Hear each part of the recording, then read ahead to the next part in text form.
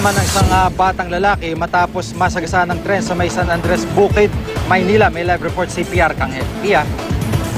Sige, hindi pa rin nakikilala hanggang ngayon ang batang tinatay nasa edad 8 hanggang 9 na taong gulang na nahagip nga ng tren bandang 1:15 ng hapon dito sa barangay 807 sa San Andres, Bukid. Kasalukuyan nagpapagaling sa Santa Ana Hospital ang bata na nagtamo ng mga bali sa buto at tama sa ulo.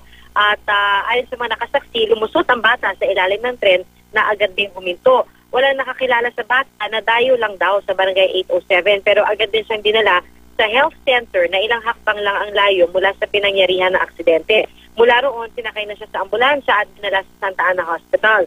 Ayon sa mga doktor, pawala-wala yung malay ng bata at wala pang opisyal na pahayag ang tanggapan ng Philippine National Railways pero hawak na nila ngayon ang train operator na si Edwin Adversario at patuloy ang kanilang pag-iimbestiga sa kaso. At Jiggy, sabi nga naman doktor, nakakulay orange na t-shirt at asul na shorts ang bata at kung meron pong posibleng nakakilala sa bata, pwedeng tumawag sa numero 516-6151.